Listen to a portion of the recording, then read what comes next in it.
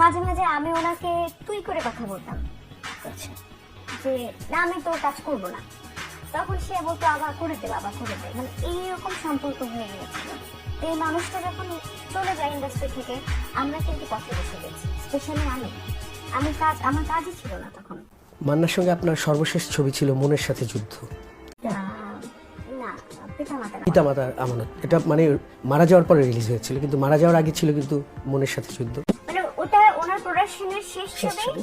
ওটা ওনার সাথে আমার করা শেষ ছবি। ওটা উনি ওনার ছবিটা দেখে দেখে যেতে পারেননি, পিতামাতার আমানত। মারা গেছে। হ্যাঁ, তো সেই মান্নার সম্পর্কে মূল্যায়ন যদি বলি আপনি করতে, কারণ একজন বাণিজ্যিক ছবি, অ্যাকশন নির্ভর ছবিতে মান্না ছিল অনন্য, কিন্তু তার পরবর্তীতে তিনি কিন্তু তার সেই বাণিজ্যিক ছবি থেকে একটু ভালোবাসার, একটু সোশ্যাল ছবিতে কাজ করা শুরু করলেন, এবং সেখানে আপনাকে আমরা পেয়েছি স্বামী স্ত্রীর যুদ্ধ ছবিতে। তো উনি নতুন একটা যে অ্যাকশন হিরো না, তিনি একজন যে সামাজিক ছবির মধ্যে বা রোমান্টিক ছবিতেও ভালো অভিনয় করতে পারেন ঠিক প্রমাণ রেখে গেছেন। সেইভাবে আপনি মান্নাকে কীভাবে মূল্যায়ন করবেন? তাকে মূল্যায়ন করার মতন সেই সামর্থ্য আমার নেই, সেই যোগ্যতাও আমার নেই।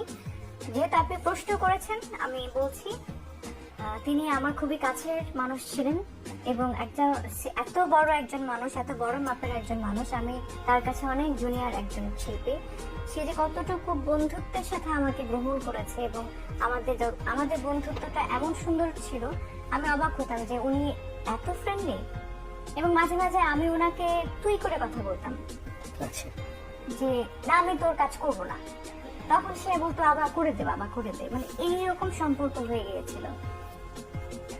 যদি কোনো ফিল্মের আর্টিস্ট মানে চলচ্চিত্র ক্ষেত্রে ওকে যদি সত্যি মন থেকে ভালোবাসে, পায়ের নখ থেকে চুল পর্যন্ত কেউ যদি ভালোবাসে, সেটা হচ্ছে মান্না ভাই। তার দিন রাত ধ্যান ধারণা চলচ্চিত্র চলচ্চিত্র চলচ্চিত্র, তার খাওয়া দাওয়া, ঘুমের সময়টা বাদ দিয়ে সারাক্ষণ সে ঘুমাতে ওকে আমি জানি না, সে মনে হয় 1-2 ঘন্টা ঘুমাতো, আমি তাকে যতটুকু দেখেছি। শুটিং প্যাক আপ হলে আমরা দৌড় দিই বাসায় যাওয়ার জন্য। সে শুটিং প্যাক আপ হলে পরবর্তী প্রজেক্ট, এগুলোর থেকে ডিফারেন্ট কি প্রজেক্টে তাকে নতুন ভাবে আনা যায়, সে ডিরেক্টর 10 জন ডিরেক্টর নিয়ে সবাইকে নিয়ে সে বসতো, 1টা 2টা 3টা পর্যন্ত সে আড্ডা মারতো। তো তার ধ্যান ধারণাই ছিল চলচ্চিত্র। তো এই মানুষটা যখন চলে যায় ইন্ডাস্ট্রি থেকে, আমরা কিন্তু পথে বসে গেছি, স্পেশালি আমার কাজই ছিল না তখন। হ্যাঁ, একটা গ্যাপ তো তৈরি গ্যাপ তৈরি হয়ে গিয়েছিল, এবং ওনাকে ছাড়া তখন কোনো কিছুই মাথায় আসছিল না। সবাই বলে যে পূর্ণিমার পুনর্জন্ম হয়েছে মেরিল প্রথম আলোর অনুষ্ঠানে উপস্থাপনার মাধ্যমে আর কি, আপনি কতটুকু মানেন বিষয়টা?